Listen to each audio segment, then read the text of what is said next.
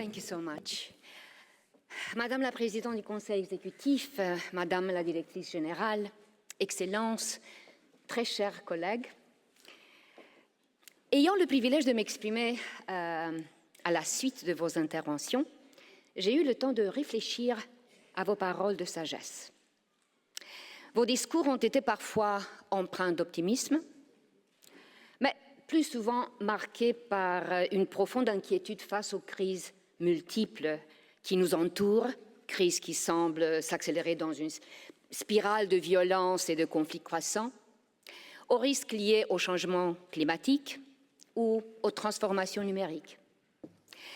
Du cri déchirant pour l'aide à Haïti, aux appels résolus pour un cessez-le-feu à Gaza et au Liban, aux demandes de libération des otages israéliens, en passant par l'action de l'UNESCO en Irak, en Afghanistan, au Soudan ou en Ukraine, un seul mot a unifié vos interventions: la paix. Et il y a encore quelque chose que j'ai senti tout le temps, la passion et la dédication que j'ai sentie dans chaque intervention de chaque pays membre présent dans la salle. Passion et dédication pour cette organisation et ses nobles principes, valeurs et objectifs. Il y a un mois, le 13 septembre, en célébrant un siècle de coopération intellectuelle, nous avons pu réfléchir justement au fondement de notre organisation en nous rappelant que les pères fondateurs de l'Institut international de coopération intellectuelle considéraient la coopération intellectuelle comme la condition sine qua non de la construction de paix. Je remercie chaleureusement la directrice générale et tous ceux d'entre vous qui nous ont soutenus, surtout la France, le Japon, le Monaco et la Roumanie, qui ont participé à cet événement et qui sont les alliés de mon initiative. In this context, let me share with you the words of wisdom of the Slovenian philosopher Leonidas Pitamic in his intervention at the League of Nations for the adoption of the resolution proposing the creation of this International Institute for Intellectual Cooperation. Words that are still so timely. And I quote, "No treaty, no covenant, no diplomatic instrument, and no limitations of armament, but only education, the interchange of ideas, a knowledge of one another, an understanding of and respect for one another, can provide the absolute guarantee for peace, which, however, can even then only be fully attained when love, brotherhood, and self-denial are not only written in treaties and covenants, when these virtues are not only on our tongues, but when they dwell in our hearts and form an essential and inseparable part of our minds. To form such a mind is the noblest and the loftiest task of the intellectual cooperation," unquote. As we stand at a critical juncture in the work of our organization, these words remind us not only of the legacy of the Institute, but of the responsibility we carry forward, all of us. UNESCO was founded to forge peace through education, culture, and intellectual cooperation, and today that mission is more vital than ever. Many of you refer to the recommendation on the education for peace, human rights, and sustainable development that I recently had the honor of co-signing together with the Director General and therefore entered into force. But let us be clear, recommendations alone will not build peace.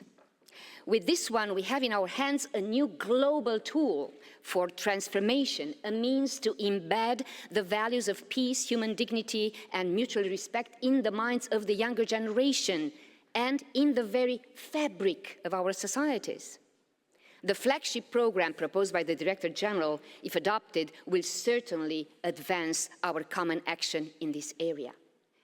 But it is our unwavering commitment to translate them in measures at the national and local levels, and our readiness to confront the difficult challenges ahead that will make us, and it will make actually the difference. We have made great strides in ensuring that culture is not sidelined, but positioned at the core of global development through the Pact for the Future. And this is crucial, as culture is the soul of our societies, the foundation upon which we can build true sustainable development. So, congratulations to all of us for this achievement.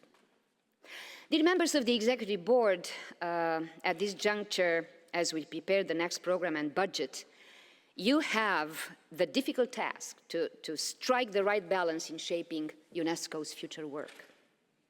While facing growing demands for interventions in conflict and post-conflict regions, the organization has to keep its robust standard-setting function, together with the vital tasks of capacity building, of promoting the international cooperation, and its unyielding commitment to its global and transversal priorities, Africa and gender equality. We truly appreciate the Director General's proposal for increased intersectorial approaches and must remain vigilant to avoid the fragmentation of programs and initiatives and ensure that the necessary structures and human resources, both at the headquarters and in the field, are put in place. But most and foremost, in your deliberations and decisions, I invite you to never lose sight of the organization's central mission.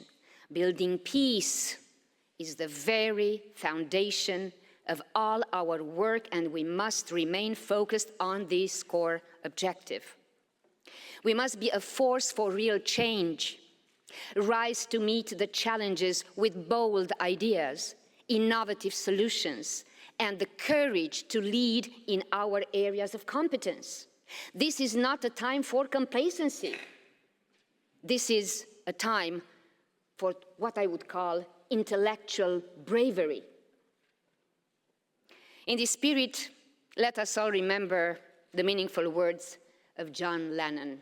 Interesting enough, from every corner of the world we might be, we all know John Lennon's songs, right? A dream you dream alone is only a dream. A dream you dream together is reality. UNESCO is where our shared dreams for peace, justice, and human dignity become tangible. Peace in all its complexity cannot be the work of one nation or one institution or one individual. It is a collective endeavor, and only together we can transform this dream into a reality. With that thought in mind, I wish you successful deliberations and wise decisions. Let this session be a turning point not only in our organization's work, but in how we tackle the multiple crises of our times. Thank you. Merci.